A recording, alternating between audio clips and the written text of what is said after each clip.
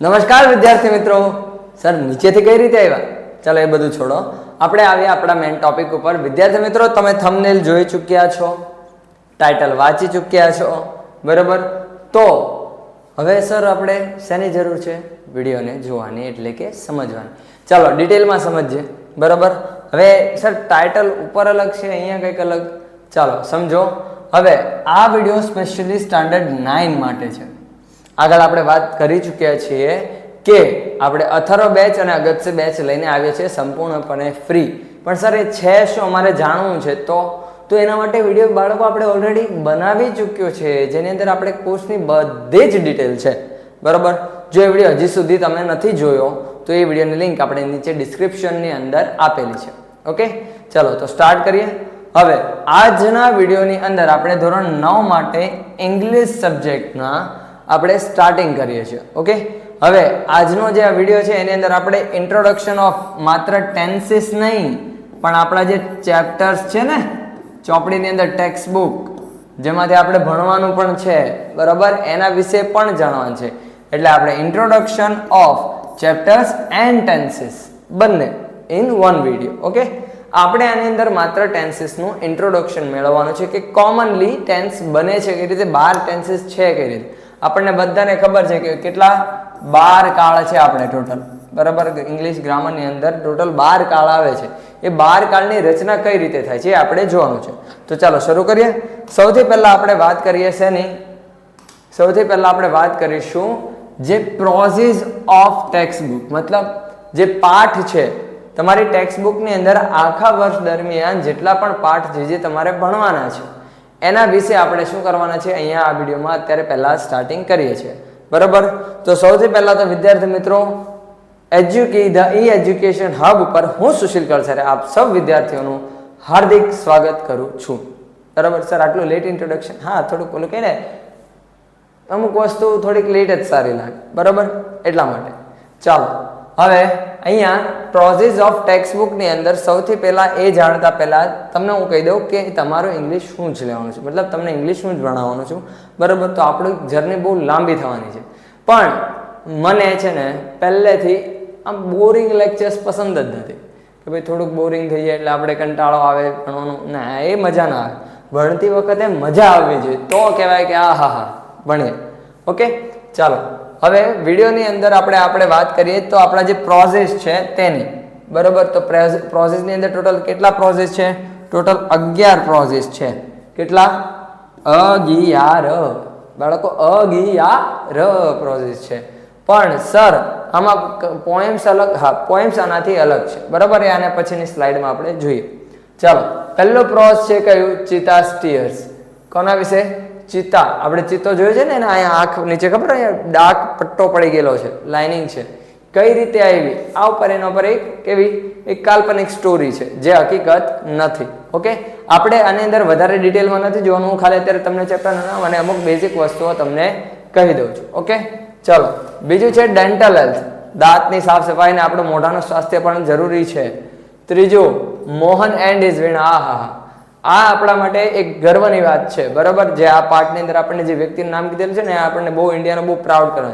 Grammy award નામ સાંભળેલું છે ને, એની સાથે ક્યાંક ને ક્યાંક મ્યુઝિકનું આની સાથે કનેક્ટેડ છે.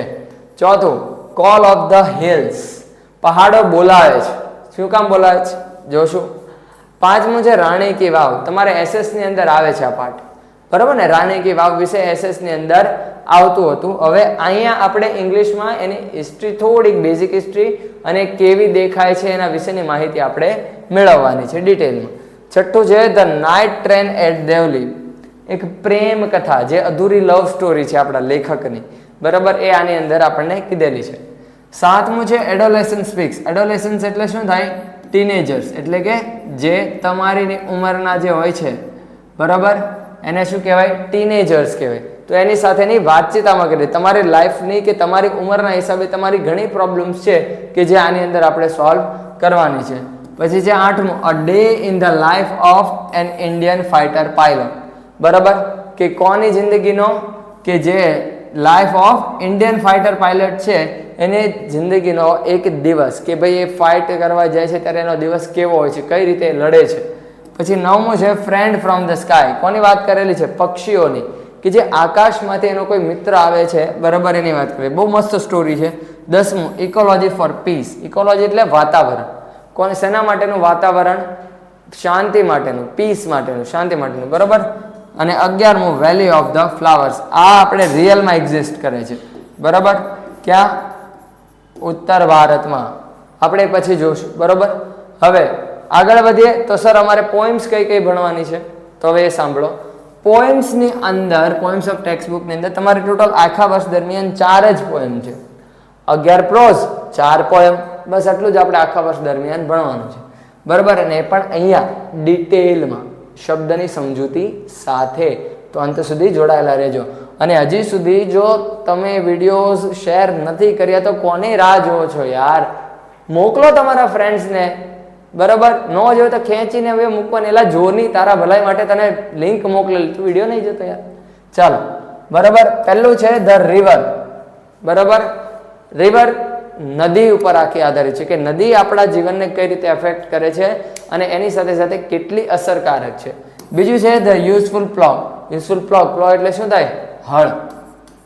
ખેડૂતનું જે હળ હોય ને એને શું કહેવાય? પ્લોગ કહેવાય, બરાબર. ત્રીજું છે બી ધ બેસ્ટ. શ્રેષ્ઠ બનો, સૌથી શ્રેષ્ઠ બનો. અને ચોથું સો ધ સી. દરિયાની સાથે કનેક્ટેડ છે આ, બરાબર. આપણે આટલી પોએમ ને આટલા પ્રોઝ, એટલે કેટલા પ્રોઝ? 11 અને પોએમ્સ 4. આટલું ભણવાનું છે, ઓકે, આખા વર્ષ દરમિયાન. હવે આવીએ મુખ્ય વાત ઉપર, કે ટેન્સીસ. ટેન્સ છે શું? વિદ્યાર્થી મિત્રો, ટેન્સ આપણા ઇંગ્લિશ ગ્રામરનો એક મુખ્ય અને સૌથી પાયાનો હિસ્સો છે, કે જે આપણા માટે બહુ જ મહત્વનો છે. અને બીજી વસ્તુ કે જો ટેન્સની તમને સમજ પડી ગઈ, મતલબ ટેન્સની પૂરેપૂરી સમજ આવી ગઈ, બરાબર, તો તમારે જેટલા પણ ટોપિક્સ છે એ 70 to 80% ટોપિક્સનો તમારે બેઝિક ક્લિયર થઈ જશે. પછી તમારે એના મુખ્ય જે નિયમો છે એ તમારે યાદ રાખવાના રહેશે. એના માટે પણ આપણને ટેન્સ શું છે, કઈ રીતે કામ કરે છે, એના ઓળખવા કઈ રીતે, કયો કાળ કઈ રીતે વપરાય છે, એ બધું સમજવું પડે, જે આપણે સમજીશું નેક્સ્ટ વિડીયોઝની અંદર, ઓકે. પણ પહેલા આપણે કાળનો બેઝ સમજવાનો છે.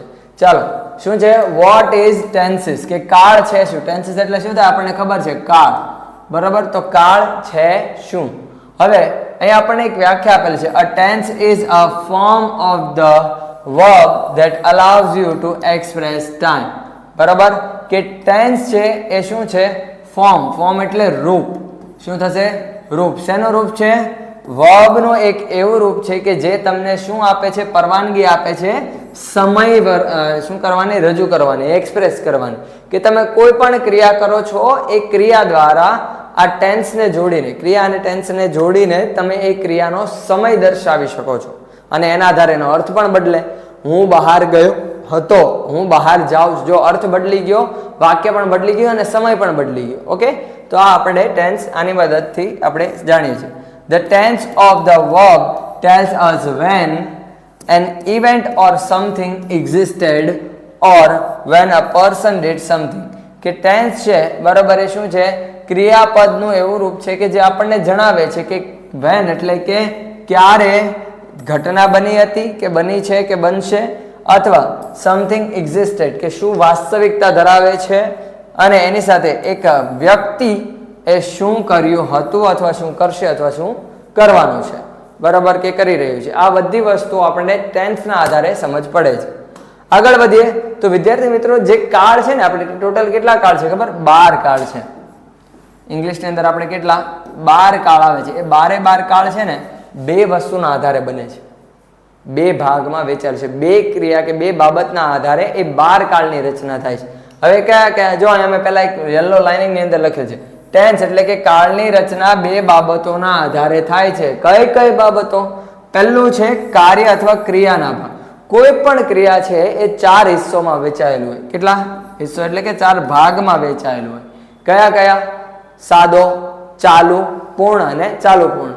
એ આપણા તો પાયા છે. સર આ તો કાળના નામમાં આવે છે. હા, તો એ ક્રિયાનો એક ભાગ છે કે ક્રિયા 4 ભાગમાં વહેંચાયેલી હોય.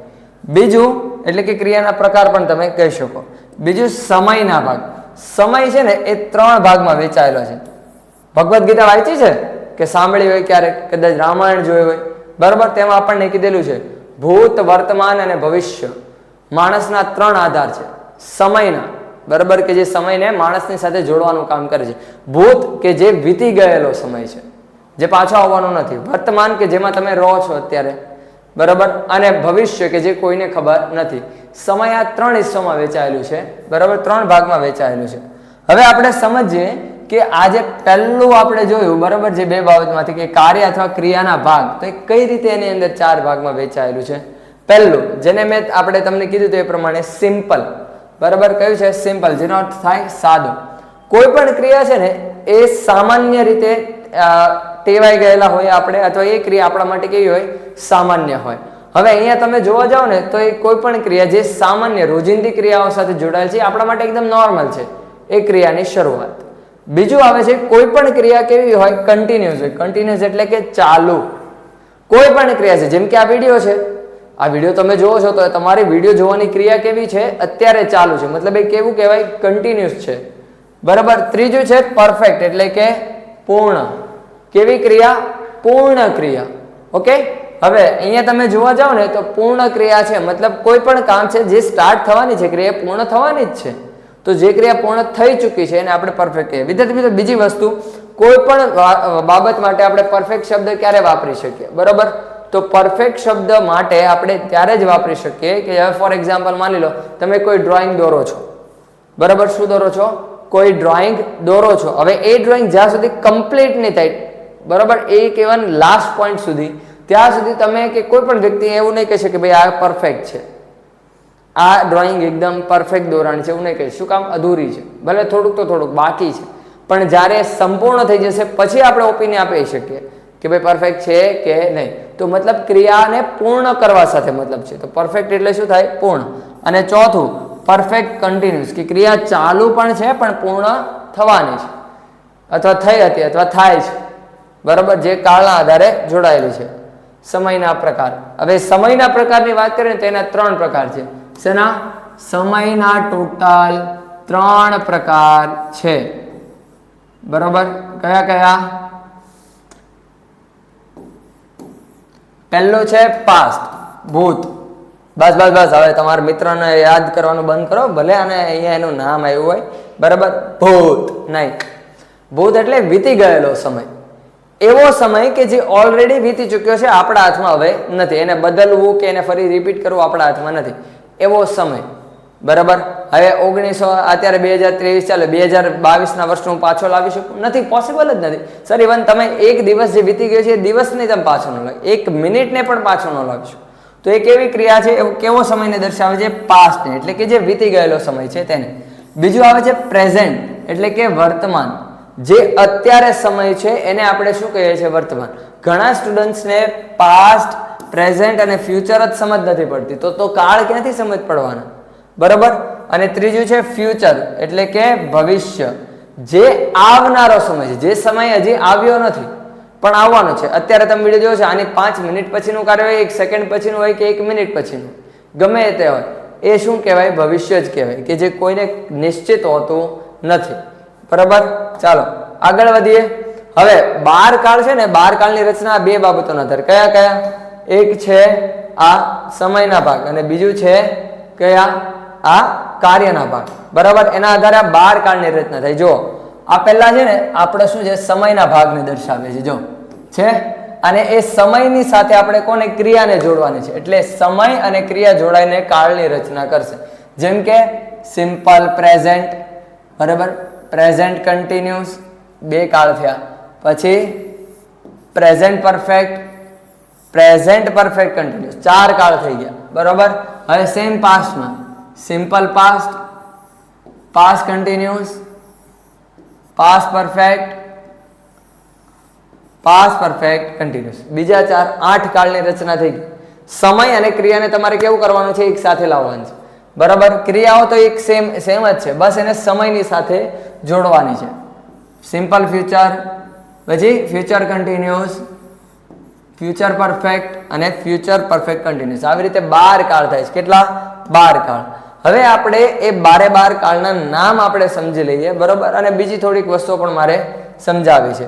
જેમ કે હવે માની લો કે કોઈ પણ કાળ છે ને, મારે એને સમજવું હોય તો મારે 2 વસ્તુની જરૂર પડે. કઈ કઈ? એક છે વર્બ અને બીજો છે હેલ્પિંગ વર્બ. શેની? વર્બ અને હેલ્પિંગ વર્બ. આ બેના આધારે તમે કાળને ઓળખી શકો, બદલવામાં પણ આ જ મદદરૂપ છે. બરાબર. હવે સર વર્બ એટલે શું થાય? તો કે ક્રિયાપદ. સર એટલું તો અમને ખબર હોય જ ને, અમે 9માં આવ્યા. બરાબર. ન પણ હોય એવું જરૂરી થોડું છે કે બધાને ઇંગ્લિશમાં કાળ ને બધું આવડતું જોઈએ. ન પણ આવડતું હોય તો આપણે બધા માટે જ. ઓકે. તો ક્રિયાપદ અને હેલ્પિંગ વર્બ એટલે શું થશે?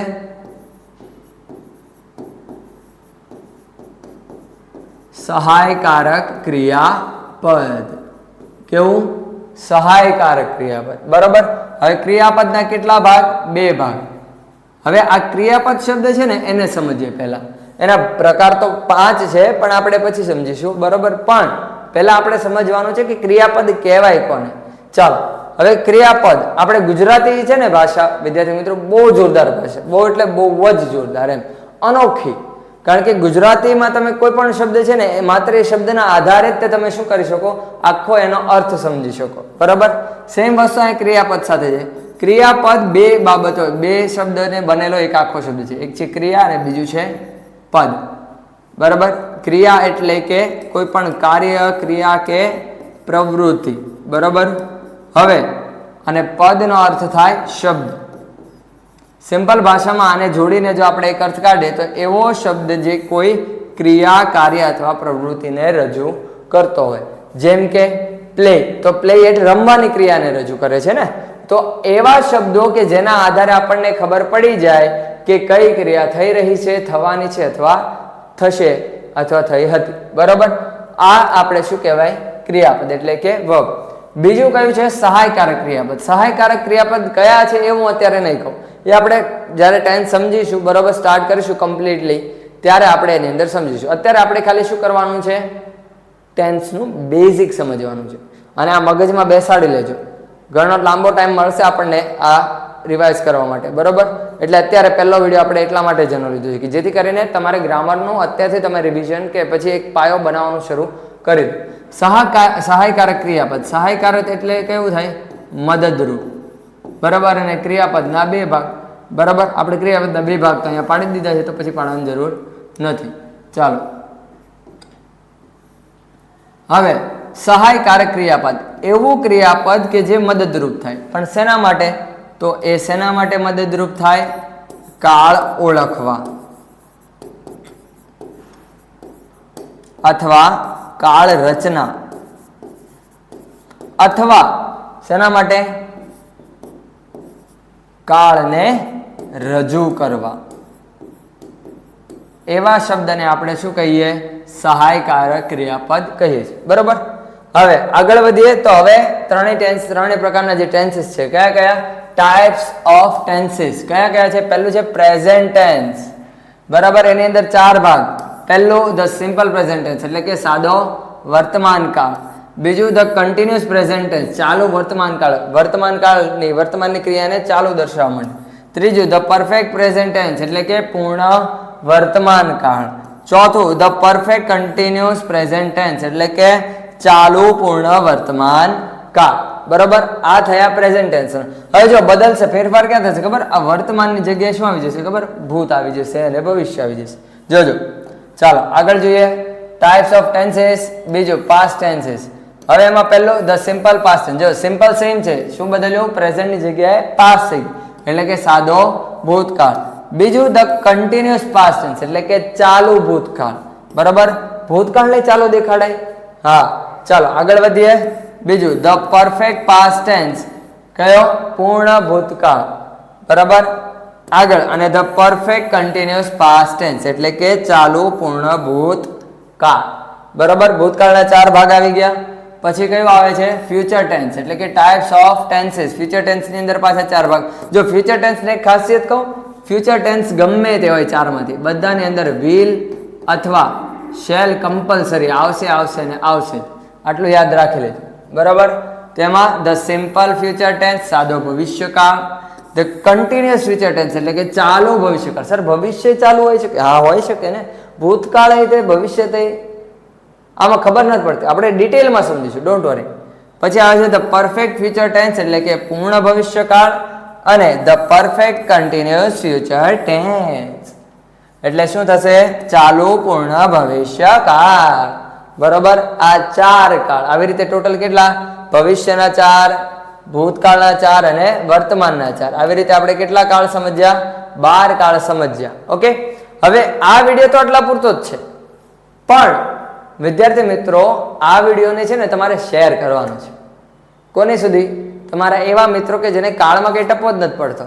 બરાબર, જેને ધોરણ 9 શરૂ તો કર્યું છે પણ એને એના વિશે બેઝિક ખબર જ નથી, ઇંગ્લિશમાં બહુ ડરે છે અથવા તો એને આવડતું નથી, યાદ નથી રહેતું, સમજ નથી પડતું, એવા વિદ્યાર્થી મિત્રોને તમારે આ વિડીયો શેર કરવાનો છે.